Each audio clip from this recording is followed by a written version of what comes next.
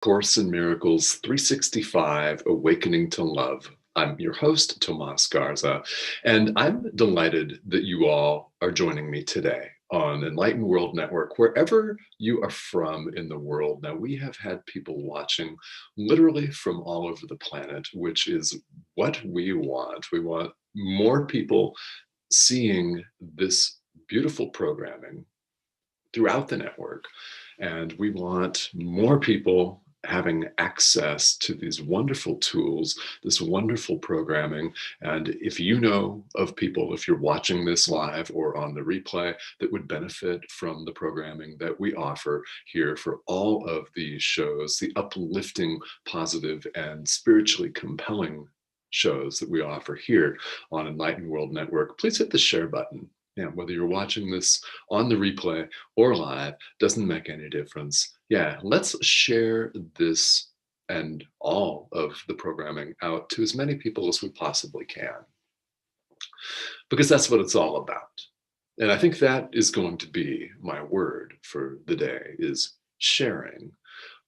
This is what we do in life. And I'll get to the Course in Miracles, lesson 52 in the workbook in a moment. But since this program is not technically just about A Course in Miracles, yes, that's the title. Yes, we're going through this thought system, this spiritual text, and these principles. But what I'm talking about here is universal spirituality. In other words, the experience that we're all having, it's shared. Our experience is shared, and when we show up and extend love to someone or to the entire world, whomever, whatever, in whatever way, we're sharing. We're sharing, and in truth, here's the real beauty of spirituality, is we cannot help but share. Why? Because minds are joined. We are joined.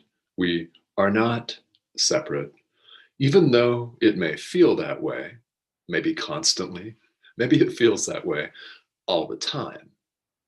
I don't know what your day or your evening has looked like so far, depending on where you are in the world, but these principles that we're going to talk about apply whether you're having a good day or a challenging day, whether you're having a day full of peace and blissful happiness, or whether it's frankly been really difficult. And for a lot of you, it might have been a really good, healthy combination of both, right? Because I'm just laughing because that's the way life is. It hands us the complete ugliness along with the complete beauty. And in order to experience only the beauty, we engage in spiritual practice. We have to, in fact, experience the ugliness first. It's coming up so we can release it. We cannot avoid it. The way to peace is not avoiding all ugliness and walling ourselves off against it. We've already built enough walls against the truth. That is what the ego is a wall. It's a defense mechanism against love itself, against God, against the universe, against our own truth, against our own oneness. What do we do about that? Well, we acknowledge that that wall is there, and then we begin to dismantle it. How do we do this? By extending love. Love dismantles it. It moves right through it and around it and doesn't even recognize it. Love recognizes only itself. God recognizes only himself. If you prefer, herself, doesn't matter. Itself doesn't really make any difference. The pronoun that we use, it's all just language. What we're after is the experience of who we are. So ask yourself the question, yeah, who am I? I hope that you may ask that all the time. The route to peace and happiness comes through a decision. a decision we make every moment of every day, because there is only one choice that we can make. If you've watched this live stream before, you've heard me say it before, and you will hear it again. You can count on that. Why? Because it's critically important. As adult learners, we need to hear things a lot, right? 100 different times, 1,000 times. Maybe time number 1001 is the time where we actually make a decision in favor of love, where we actually decide to turn away from the ego, where we actually decide to ignore all of the negative chatter and the constant chatter in our minds and look within to where the truth lies and has never left us. Why has it never left us? It is who we are. You are the answer you've been looking for. I could end the live stream right there, but I won't. Why? Because we are following along with the workbook for students, and we've arrived at lesson 52. So if you've caught the live stream from yesterday, you'll know that we are now in a review period, and the workbook will present an idea a day.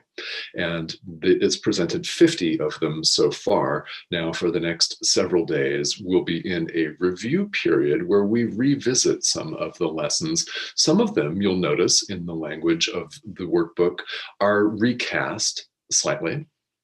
I wouldn't worry about the recasting language. Just read it and see. This is kind of fun to see. If you've been following along here, we're going through a review in lesson 52 of lessons 6 through 10 today in the workbook that we've looked at earlier. Now, I'm curious to know if you've been following along with this from the get-go, if you have a different take today on lesson 6 than you did a few weeks back. I can tell you from my own experience, having gone through the entire workbook a couple of times, this is actually my third time now, is that the third time does not look like the first. I'm quite literally seeing these for the first time. Why? Because I've changed substantially.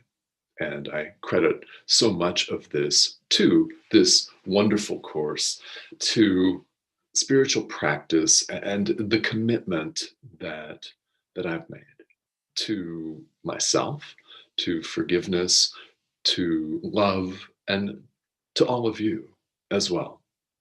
And we do this in different ways. Not everybody is going to have a global live stream where they turn on a video camera and begin to speak, right? Your path, your way of serving, your way of teaching and reaching other people may look vastly different. And that's a beautiful thing.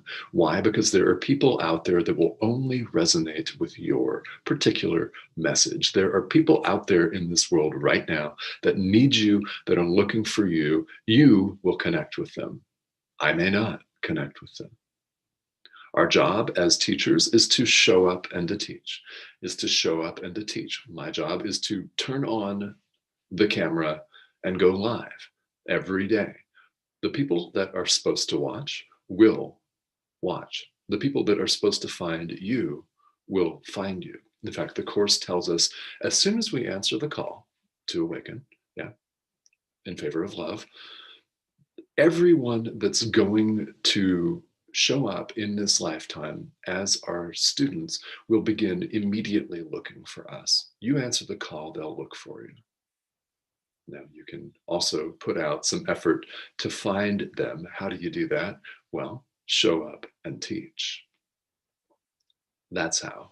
And they will find you, because your message, your particular take on the universal message, I should say, because ultimately these are shared. My word is sharing. The message of love is not limited to one person. It's not limited to a particular country or geographical region or religious or spiritual tradition. It is universal. And that literally means universal. Some people don't have it more than others. We all have equal access to love. Why? Because it's who we are. Now, it may look like some people are choosing it and some aren't, and that is the case in the world. So, question for you, right? You can see the difference between those who choose love and those who choose fear. It's very obvious. You can look at examples from your own life. Which are you choosing? Which are you choosing? So as we go through today's review lessons in the workbook for students, let me just ask you to be really honest with yourself, really, really honest with yourself. Which are you choosing, love or fear? And I hope that the answer may be love, that you're choosing love. So lesson 52, we're covering the review of lessons 6 through 10 in the workbook for students. So if you're just picking this up and following along, that's where we are. You can catch past episodes of this live stream on the YouTube channel for Enlightened World Network and also on my Facebook page, Awakening to Love. Either of those two have this stream. So all right, lesson 52. Here are some of the ideas. I'll just go through them and give a couple of quick comments on this, and then we'll take a look at your questions and comments here on the live. All right, so the first idea, I'm upset because I see what is not there. Okay, I'm upset because I see what is not there. Well, we're looking at illusions. I think that we feel this and we know this instinctively. And sometimes it may seem really obvious, isn't it, that things are not what they seem. If they were exactly as they seem, then we would have a concrete idea that what we're seeing in the physical world is all that there is. Just kind of like our physical science books may tell us, right? Yeah, this is it. This is reality. Well, we know that there's more to it than that. That would naturally upset us, right? Yeah, I'm upset because I see what is not there. Next lesson in review. I see only the past. Now, this is lesson 7 from the workbook. This may strike you as improbable, and you may even experience some resistance thoughts of saying, oh, no way, man, no, that's wrong, right? No, I see everything as it is. No, we don't. Think about how our minds run. We are preoccupied with past thoughts. We are thinking about what we should have done or could have done yesterday or last week. We are carrying around right here in the present moment labels about ourselves that are based entirely on the past, such as I'm a procrastinator, I'm bad at math. Okay, where is that coming from? It's coming from past experience. Where's the past now? It's not here, right? I see only the past. All right, so lesson 8, moving on here. My mind is preoccupied with past thoughts. You'll notice in the workbook that one idea flows naturally from the other. Think about where our minds go. We're preoccupied with past thoughts, and we're also preoccupied, it may seem, with future thoughts. We're worried about how things are going to go. We get anxious, trying to control and manipulate our entire experience so that the next moment that we have falls in line exactly according to our plans, which we think are going to bring us happiness, but they don't bring us happiness necessarily. I mean, we might have a joyful next hour and a half, or it might turn out to be really difficult for us, right? The only time that we think about the past or the future is right now. The future isn't here. The past is gone. We have only right now. However, we pull ourselves away and we allow ourselves to get pulled away in many, many different directions, sometimes dozens and dozens of them at once. This is one of the reasons why meditation or prayer or a contemplative spiritual practice is so necessary. It returns us to the present moment. Enter these workbook exercises. All right, so 2 more in today's review. And this is a review of lesson 9. I see nothing as it is now. Yeah, we just talked about that. If you're looking at the future, if you're looking at the past, you don't see anything as it currently is right now.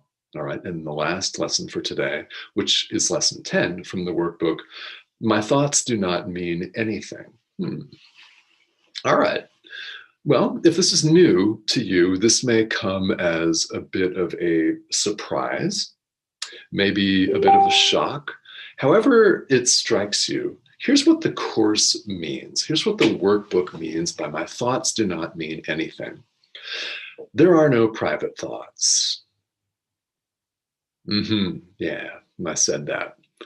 It's not my individual idea. The course says it, and that's truth. There are no private thoughts. Why? We're shared. We're having a shared experience. We're all joined. Doesn't look like it on the surface, does it? Doesn't feel like it on the surface when you turn on your news feed. We've got people that are trying to get people to have a COVID vaccine, fighting with people who don't want to have the vaccine, and everybody's calling each other names. They've drawn lines in the sand. This is just one example. Yeah. Politics, another example.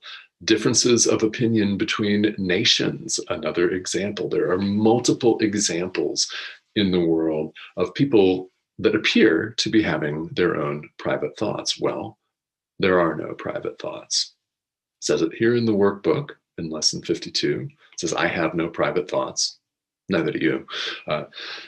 Neither does any of us. We do not have private thoughts. It says it multiple times in the text.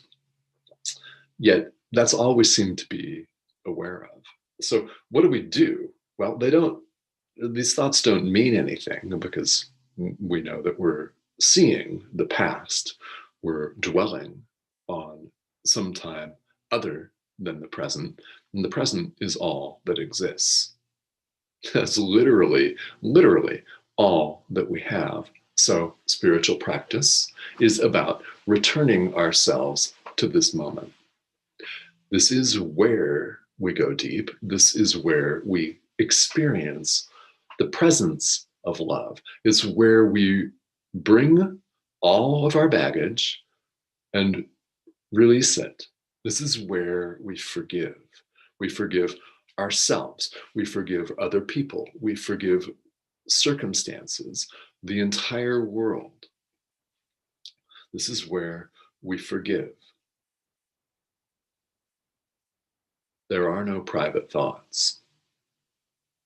The workbook will say this again, and you can count on some repetition. If you have not noticed it already, you will most certainly notice it as you continue, because we need to hear things multiple times. And the workbook is very deliberate, very precise, and calculated, honestly, about delivering it to us in multiple different ways so that we may get it. It's a loving delivery. It's a loving delivery. It is so that we may get it, so that we may make the decision in favor of love, so that we may come to understand and to know. It's not forcing it on us. One of the beauties of A Course in Miracles is there is no coercion to believe one thing or another. Just because I'm saying something here on this live stream doesn't mean that you have to believe it. And just because the workbook says something doesn't mean you have to believe it. It's a self-study curriculum. So you go at your own pace, you study this, you practice it yourself. I can tell you from personal experience that if you make the commitment to do that, you will emerge a completely different person. It may look like you change a lot. Honestly, you're awakening to who you really are, which has never gone anywhere. You come to realize that, and that's a beautiful thing indeed. Okay, so for the next few days here, we will be doing a review, lessons 53 through 60 of the workbook for students will involve more of reviews of past ideas. So what we'll be doing is very important because we'll be highlighting really important universal spiritual principles right here on the live stream. So I invite you to continue to tune in. And the showtime is different every day here on the live stream. It is something that bounces around in terms of time. So I want to invite you to check the show guide on the Facebook page for Enlightened World Network, which will have all of the day's programming, not just this show, but all of the shows on the network. So it's a great idea to see what's coming up so you can tune in, and you can always, always, always catch the replay. All right, so it looks like several people have joined in with us. So I want to say hi to you here before we wrap up. And yeah, so it's like Robert is here. Hello. And Abla is here. Hello. How are you? Yes. Yeah. Repeat it over and over again. Get our subconscious mind to believe it. Yeah. Get our subconscious mind to experience it. Ah, yes. Anybody ever been a teacher in this lifetime, or a professor, adult education? Yeah, we've got to give it to the adults several different ways, right? Visually, audio, right? There's no limit to the number of ways that we need to receive information, right? Sometimes before we get it, and some of us are stubborn. I mean, I was stubborn and resistant to a lot of this at first. Why? Because I wasn't used to thinking and perceiving the world in this way. So yeah, repetition, it's good in this case. Yeah. Yeah, and Robert writes a really interesting point that I want to talk about. Sometimes what's behind the veil of illusion may be scary. Yeah.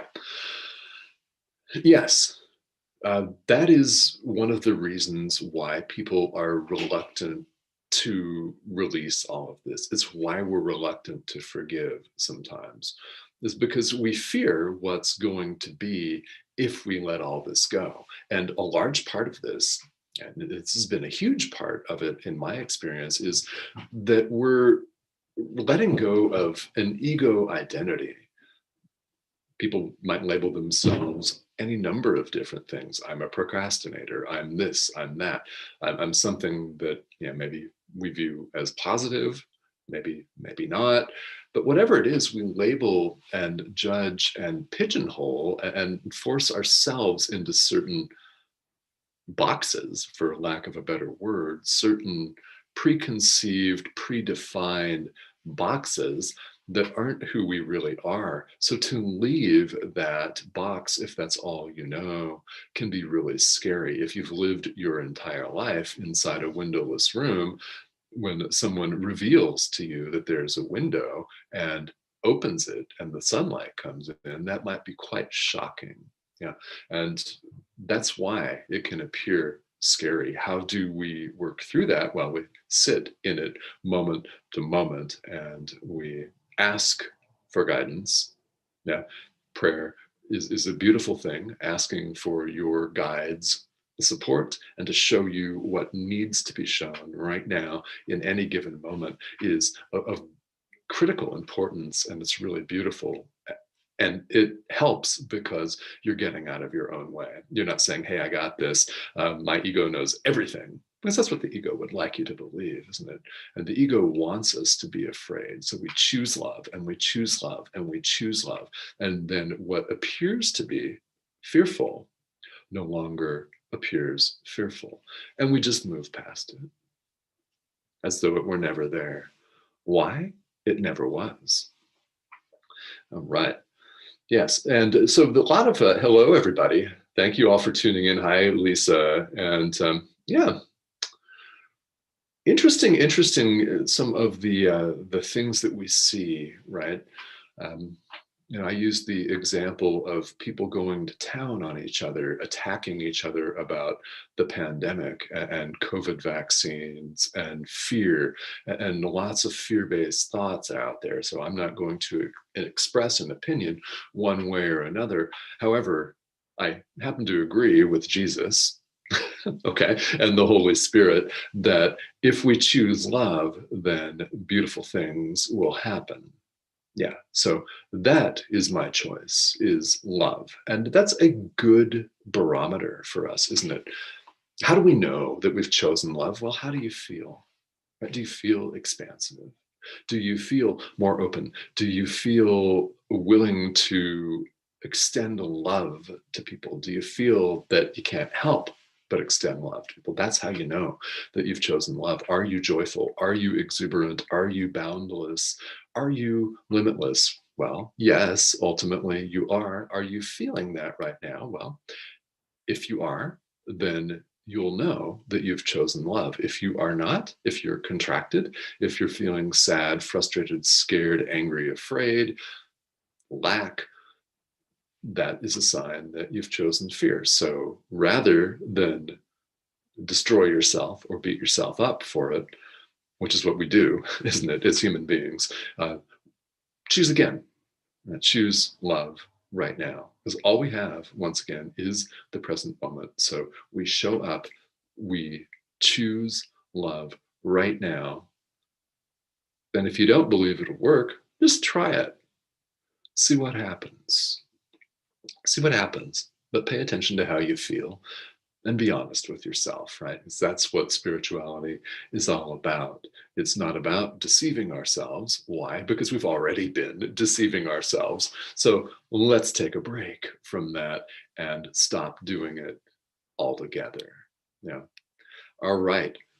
Thank you all for joining in, and feel welcome to add additional comments here if you would like to here on the live stream. I will go back and look at them if you're catching the replay, and I will see you all again here tomorrow. Reminder, this is a daily live stream here on Enlightened World Network. So thank you all for tuning in. This has been A Course in Miracles 365 Awakening.